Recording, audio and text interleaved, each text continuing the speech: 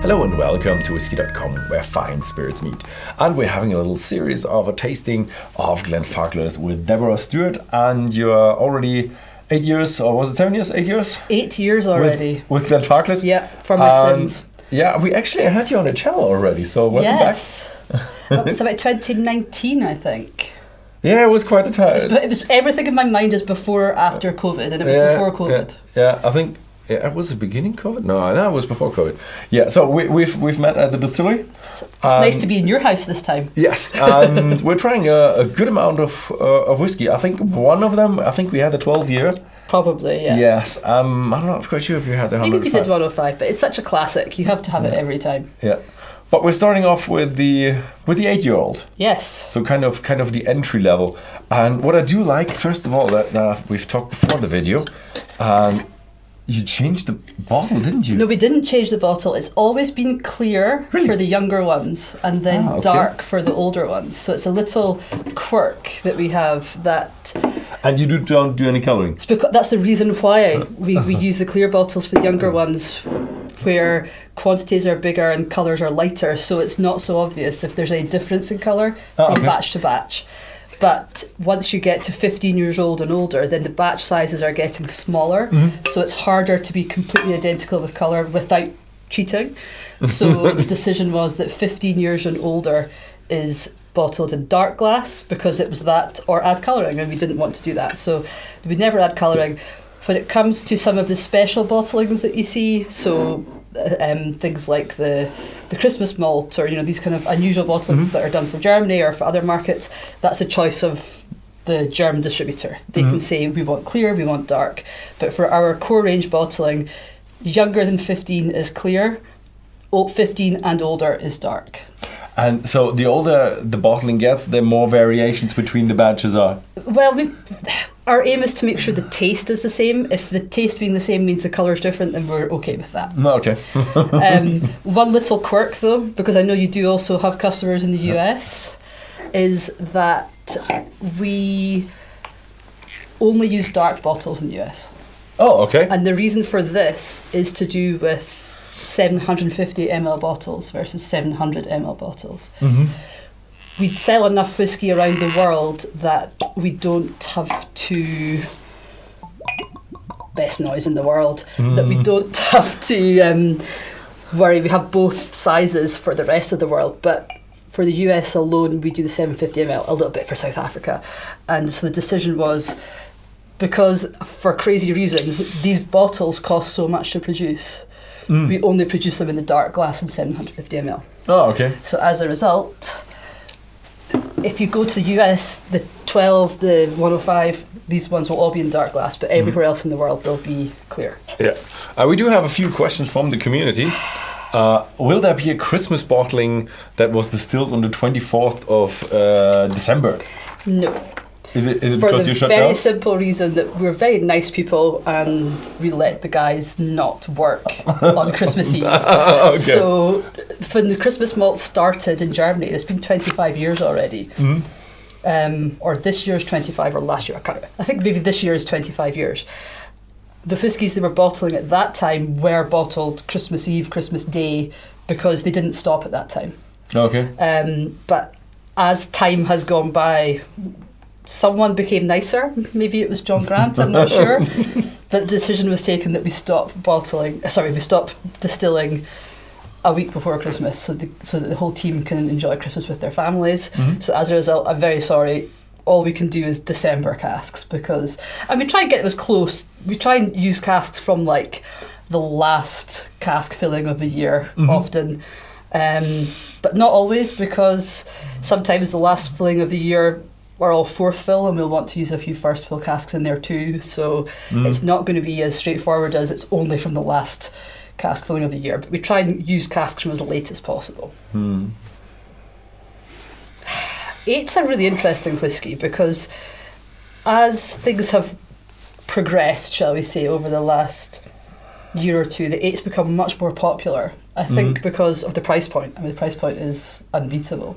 And for that price, you're getting a really great, smooth, sweet Glenfarclas. Does it have the complexity of a 25-year-old? Of course it doesn't. It's 8 years old. Yeah. but it's got so much to offer for its price. It's very sweet. Yeah. I like it. It's very sweet.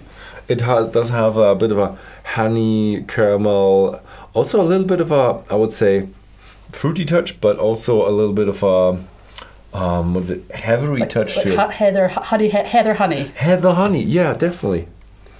I like it. And it's 8 years.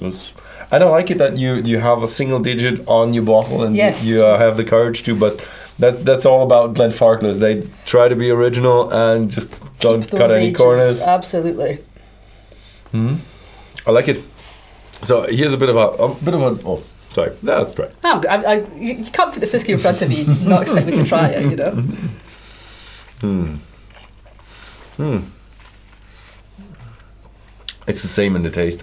You have a nice sweetness, caramel, a little bit of a bit of sweetness going on in this as well. A little bit of a sherry taste. Yeah, the sherry is there. Of course, again, you know, it's light because it is a younger whiskey, but it's definitely there because that's what we use. Simple as that. Yeah.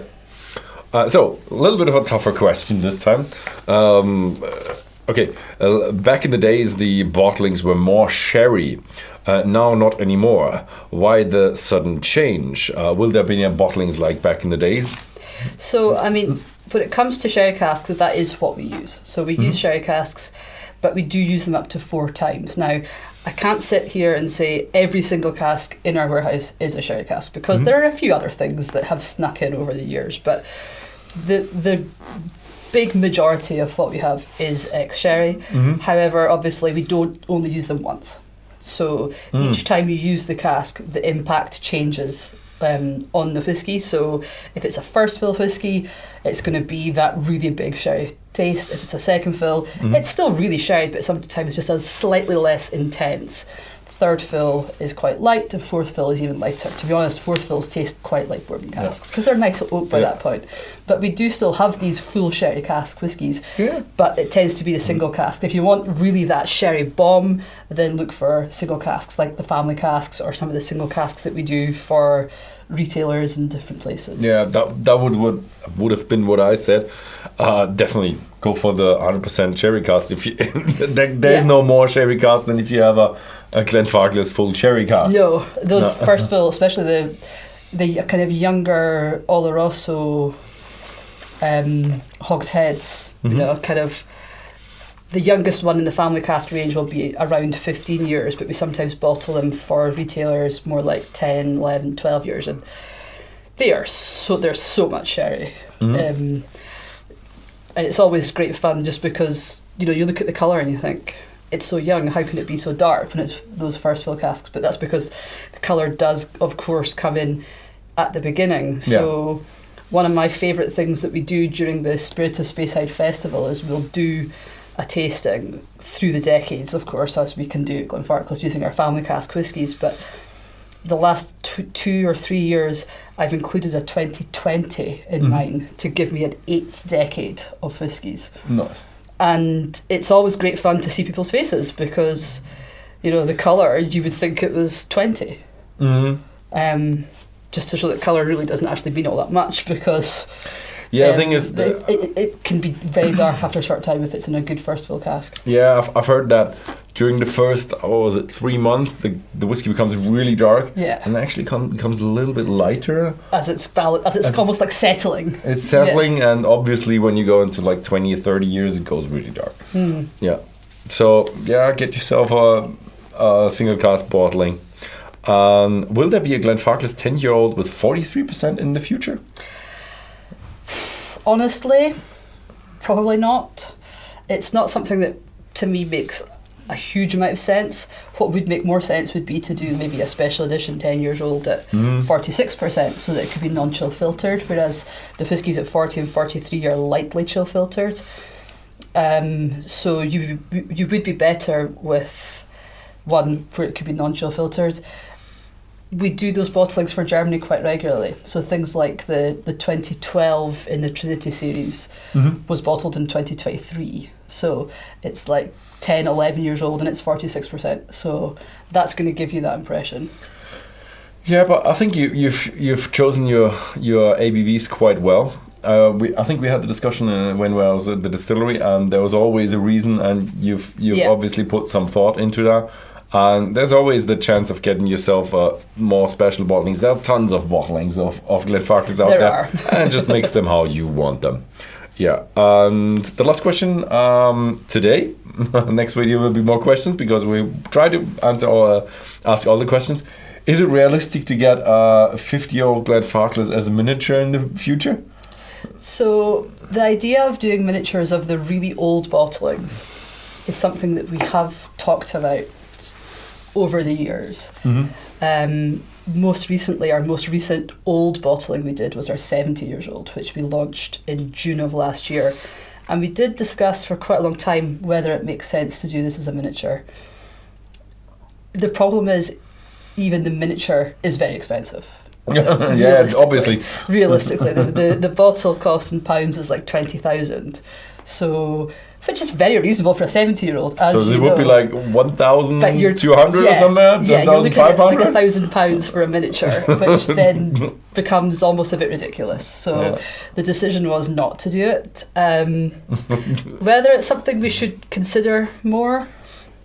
What would be a nice answer for our answer in the comments below is like, would you buy a 50-year-old Glenfarclas miniature of 1,500 euros or pounds? The 50 years when we sold it most recently, which was in about 2021, we did a 50-year-old, or 2022, was £9,000. So you'd be looking, let's say, 600 for the miniature. Yeah, 500, 600. So the question is for your consumers: are you willing to spend £600 or euros? Probably a bit more, or maybe 700 because of handling costs.